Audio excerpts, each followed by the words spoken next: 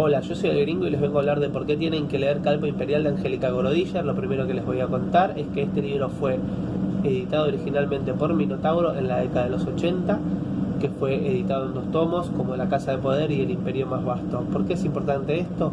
Porque cuando yo leí por primera vez El Imperio Más Vasto, lo primero que me llamó la atención es la editorial, el sello de calidad, porque publica muy buenas cosas de ciencia ficción y fantasía. Después el arte de tapa del ilustrador Chichoni, lo pueden buscar en internet.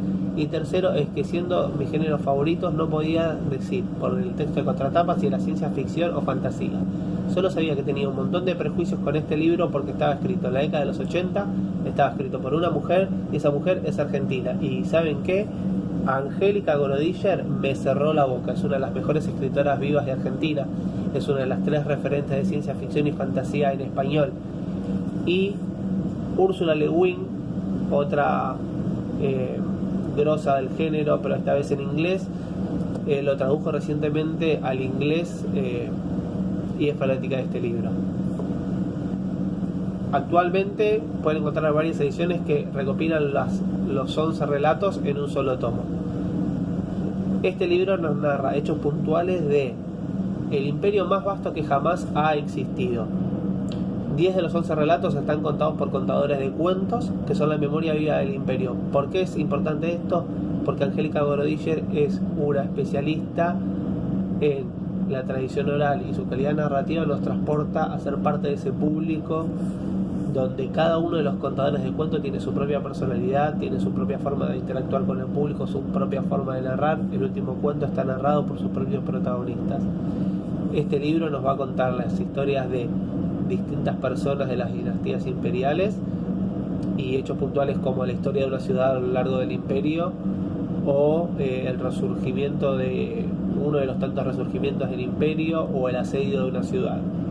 Para destacar el papel de la mujer en muchos de estos relatos, y además les quiero decir que la capacidad inventiva para crear nombres e historias únicas, historias atrapantes, personajes memorables de Gorodiller es increíble. La verdad, este libro me lo devoré, lo leí una segunda vez, me lo prestó una amiga Poti, pude leer los 11 relatos. Ahí podemos ver en esa edición que me prestó ella que la autora dice que quiso crear las 1001 noches a la occidental, pero le salió una feroz parábola de la dictadura argentina.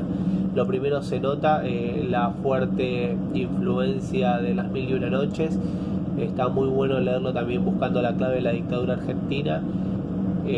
Para destacar en el retrato de la emperatriz es los problemas actuales de la sociedad, de la autora y del mundo actual transportados a este imperio de ficción, y cómo la protagonista va intentando buscar respuestas a esos problemas, respuestas que llaman mucho la atención porque no es lo que uno esperaría.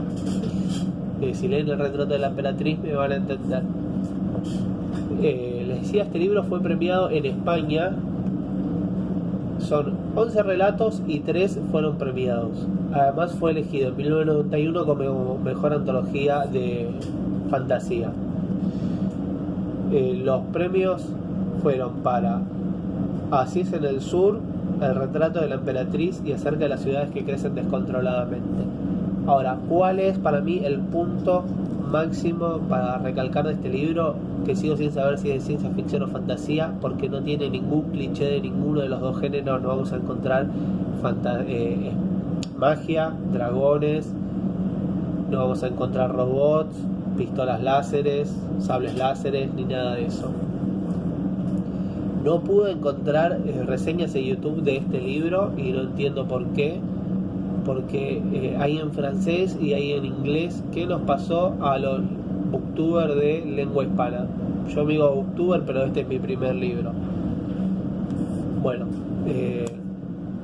última cosa para destacar, los premios que ganó los eligió el público de la revista Gigamesh, así que ella ganó, como diríamos en el fútbol, de visitante. Así que ya se pueden imaginar que es otro punto a favor para mí. Léanlo, me pueden decir en los comentarios si les gustó el libro, si les gustó la reseña, si les pareció que el libro es un bodriazo terrible. Pueden suscribirse y tocar la campanita para que les avise cuando suba la próxima reseña. Muchas gracias y hasta luego. Lean Angélica Gorodiller.